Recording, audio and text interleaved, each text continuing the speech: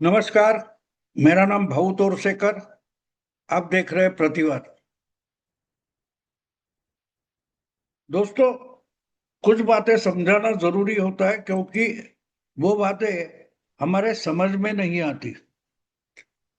जो कुछ जंतर मंतर पर हो रहा था वो अब खत्म हो चुका है। अब चर्चा चल रही है, मीमांसा चल रही है, इसका असली सूत्रधार कौन था, इससे फायदा क्या हुआ। एक बड़ा तमाशा खड़ा किया गया, उस पर जो बोलना था वो मैंने इसके पहले बोल चुका हूं।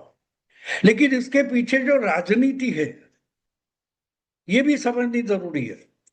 हमेशा जो अपनी पत्रकारिता, अपनी राजनीति, अपनी बुद्धिमत्ता पूरी की पूरी मोदी के खिलाफ लगाने में बड़ा अभिमान मानते हैं, ऐसे बहुत सारे लोग हैं। वो शुरू से ही, ये कॉकरोच जनता पार्टी हो, अभिजीत दीपके हो या सोनम वांगचुक हो, इनके खिलाफ थे, जिनको हम मानते हैं, जानते हैं कि ये वामपंथी है।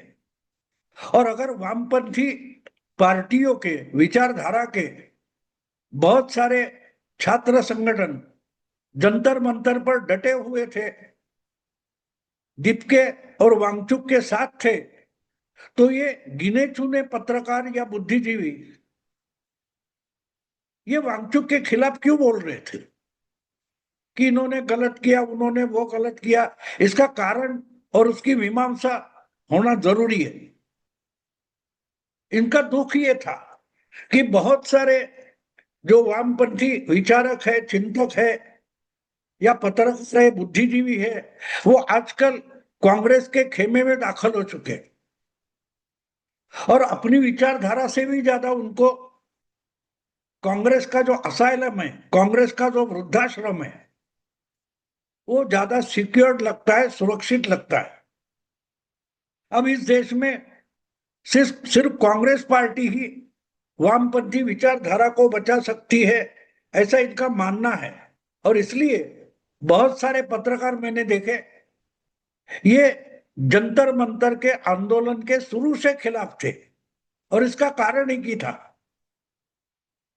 कि जंतर मंतर पर कॉकरोच जनता पार्टी ने जो आंदोलन शुरू किया था और उसमें जो लोग जुट रहे थे, जो संगठन जुट रहे थे, उसमें से कोई भी राहुल गांधी को भाव नहीं दे रहा था। अब एक बात है कि अगर शुरू से ही राहुल गांधी उधर जुट जाते तो शायद कुछ बन सकता था। लेकिन राहुल गांधी, आपको मालूम है, जब लड़ाई शुरू हो जाती है मैदान छोड़कर भाग जाते हैं, और लड़ाई खत्म होने को आती है तो राहुल गांधी हाजिर हो जाते हैं। तो जुलाई महीने के 1 तारीख से गायब हुए राहुल गांधी 17-18 तारीख को कभी लौट कर देश आए, विदेश से लौटे वापस। तो इन लोगों की जो कांग्रेसी वामपंथी है, उनका दुखड़ा ये था कि ये सारा आंदोलन कांग्रेस के फायदे के लिए होना था और होना चाहिए था। उसके बजाय अगर राहुल गांधी और कांग्रेस के हाथ से ये आंदोलन निकल गया तो उसका फायदा तो कांग्रेस को मिलने वाला नहीं है। अब एक बात थी कि मोदी सरकार ने मुड़कर भी इस आंदोलन की तरफ मानो 3 हफ्ते नहीं देखा। आखिर इनको रिक्वेस्ट करना पड़ा कि भाई मुझे उठा लो। एक तो कोई इंस्पेक्टर महिला पुलिस अधिकारी है, उसने तो साफ साफ बोल दिया,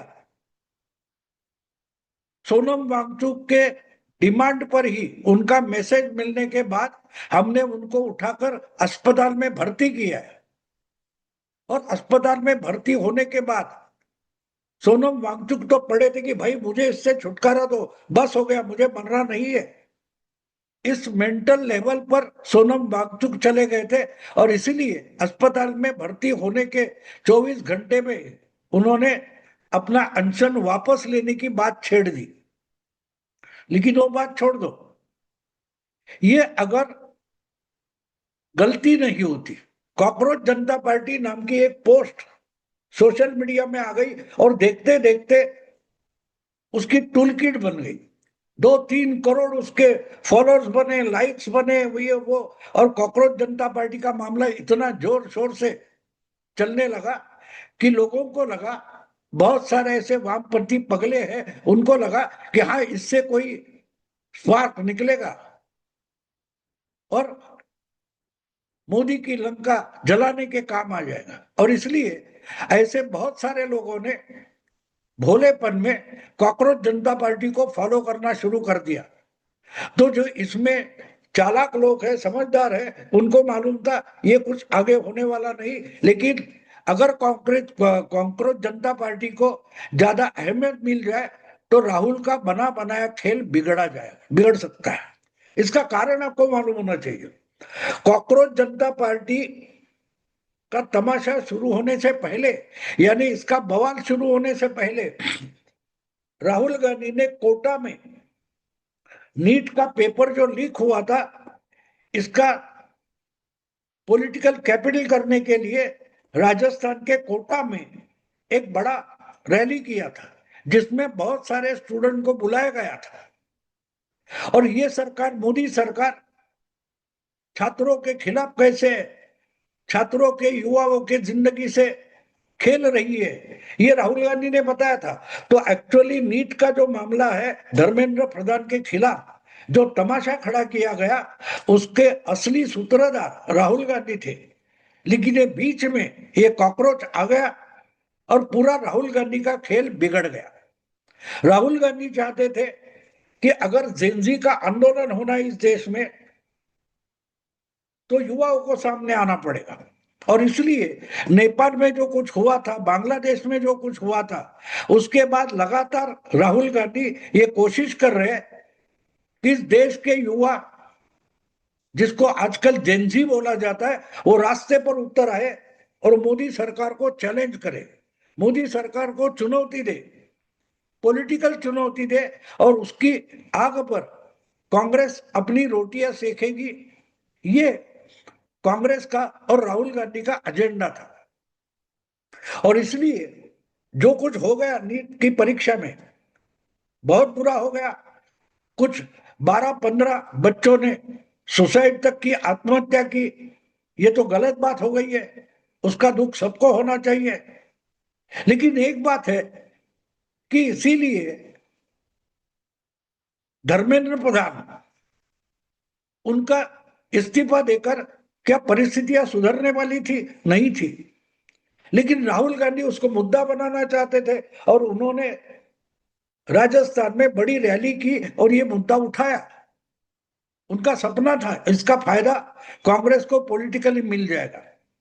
लेकिन गड़बड़ वहां हुई कि अचानक उस पर सुप्रीम कोर्ट के जज ने कोई टिप्पणी कर दी और उसके आधार पर ये जो अभिजीत दिपके है, उसने एक मजाक में एक पोस्ट डाल दिया, कॉकरोच जनता पार्टी। वो तो अमेरिका में था, भारत में था भी नहीं। लेकिन वो बेसिकली आम आदमी पार्टी से आता था, बीजेपी के और आरएसएस के खिलाफ उसका उसकी विचारधारा है, तो उसने मजाक में ये डाल दिया और इसको इतना रिस्पांस मिला।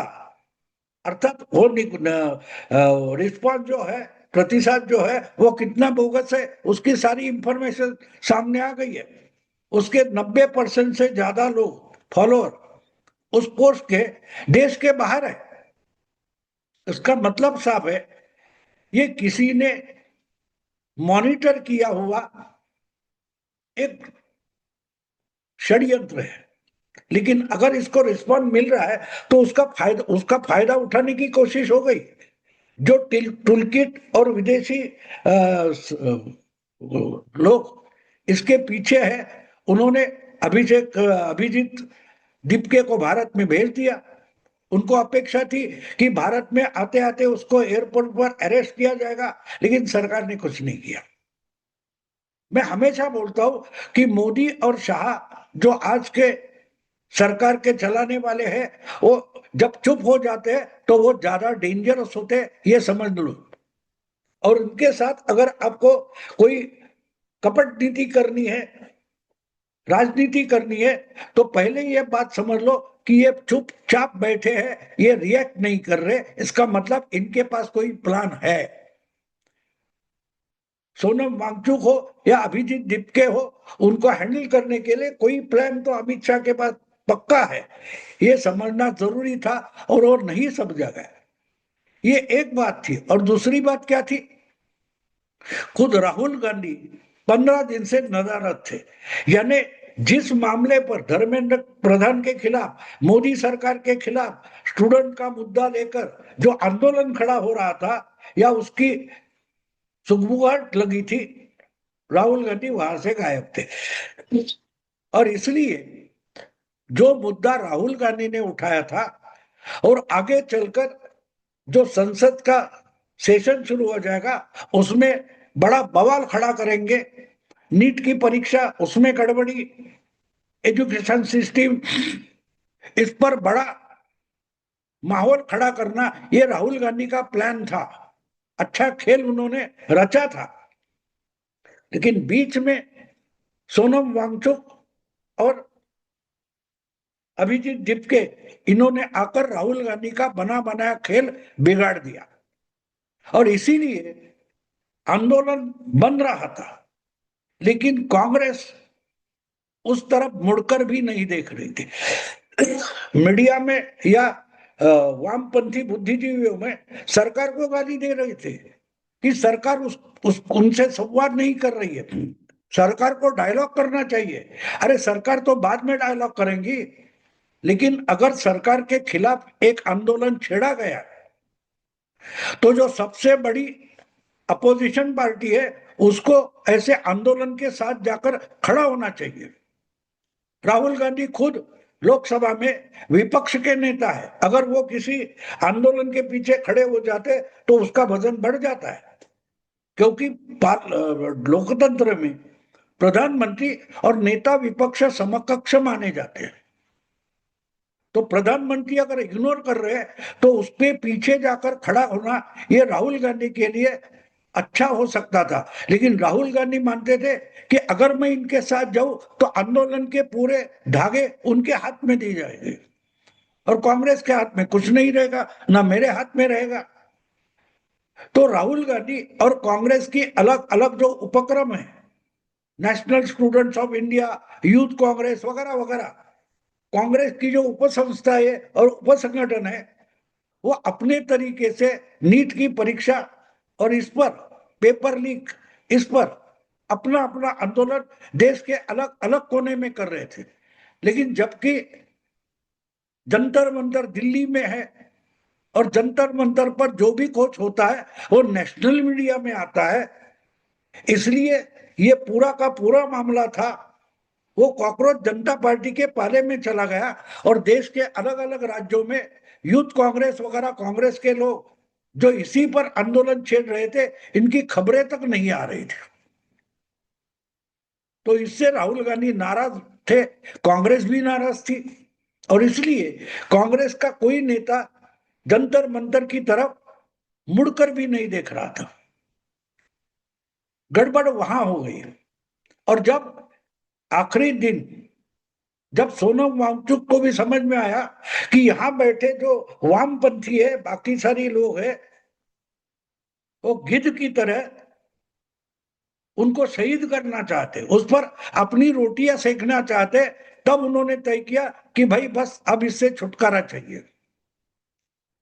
और इसलिए ऐसा कहा गया कि खुद सोनम वांगचुक ने किसी को मैसेज भेजा कि यार क्या मेरे मरने तक इंतजार करोगे, आओ मुझे उठाओ, पुलिस का फोर्स यूज करो, मुझे उठाओ, अस्पताल में लेके जाओ, मुझे मरना नहीं है। और इसीलिए फेस सेविंग फॉर्मूला जिसके बोलते हैं, उसी तरीके से सोनम वांगचुक को उठाकर अस्पताल लिया, लेकर पुलिस गई और वहां जाते ही 24 घंटे में उन्होंने अनशन वापस लेने के लिए 3 शर्तों का एक लेटर दिया और वहां यह मामला खत्म हुआ। लेकिन मामला कॉकरोच जनता पार्टी और वांगचुक के लिए खत्म हो गया, अभिजीत दीपके के लिए खत्म हो सकता है, कांग्रेस का क्या? कांग्रेस पिछले 1-1.5 महीने से इसी मुद्दे पर लगी हुई है और इसके लिए अलग अलग राज्यों में, हर राज्यों में मानो कल परसों तो राहुल गांधी देहरादून गए थे, उसके पहले 15 दिन पहले वो तो कोटा गए थे। और अलग अलग जगह पर कांग्रेस के अलग अलग संगठन इसी मुद्दे पर आंदोलन कर रहे, वो भी धर्मेंद्र प्रधान का इस्तीफा ही मांग रहे थे, लेकिन उन पर किसी का ध्यान तक नहीं किया। यानी मुद्दा उठाया राहुल गांधी ने, और मानसून सेशन के लिए राहुल गांधी ने अपना पूरा खेल और उसकी बिसात जो बनाई थी, वो कॉकरोच जनता पार्टी ने वो बिसात, वो खेल बिगाड़ दिया। ये समझना जरूरी होता है दोस्तों, यही तो पॉलिटिक्स होती है। जब हम समझते कि ये ग्रुप है, ये अलायंस है, ये सरकार के खिलाफ है, लेकिन उस अलायंस में, उस गठबंधन में जो अलग अलग पार्टियां, दल होते हैं, वो भी एक दूसरे के खिलाफ गेम खेलते रहते हैं। तो बात अकेले कांग्रेस की नहीं थी, कांग्रेस के साथ एनडीए गठबंधन में जो पार्टियां हैं, उनमें भी आपस में गेम चल रहा है। डीएमके हो, शरद पवार की पार्टी हो, या उद्धव ठाकरे की पार्टी हो, वो अलग अलग तरीके से अपना उल्लू सीधा करने की कोशिश भी करते रहते हैं। तो इसको तो पॉलिटिक्स बोलते हैं। राहुल गांधी शायद इतनी बारीकी से पॉलिटिक्स समझते नहीं, और इसलिए उन्होंने मुद्दा तो सही उठाया था, लेकिन देखते देखते एक सोशल मीडिया पर पोस्ट आ गई, और उसमें अभिजीत दीप बड़े नेता बन गए, और उसका फायदा उठाकर सोनम वांगचुक अन्ना हजारे बनने के लिए आमरण उपोषण पर बैठ गए। मामला राहुल गांधी के हाथ से पूरा का पूरा निकल गया। अब पार्लियामेंट में जिस ढंग से उसका सब चर्चा होगी वगैरह होगी, लेकिन जो मामला गरमाया था, उसका फायदा राहुल गांधी और कांग्रेस को उठाना था, लेकिन उसकी हवा उसके पहले ही वांगचुक, डिपके और सरकार ने उसकी हवा निकाल दी। तो राहुल गांधी के हाथ से एक अच्छा तगड़ा मुद्दा निकल गया, जिससे वो अराजक फैला सकते थे, एक गर्माहट पैदा कर सकते थे। इसलिए मैंने कहा है कि राहुल ने बना बनाया खेल डिपके और वांगचुक ने बिगाड़ दिया, उसका कुछ फायदा कांग्रेस को नहीं मिलेगा। ये बात इंपॉर्टेंट है दोस्तों। अभी रुकता हूं, अगर वीडियो पसंद है तो लाइक कीजिए, शेयर कीजिए, और प्रतिवाद को सब्सक्राइब कीजिए। नमस्कार।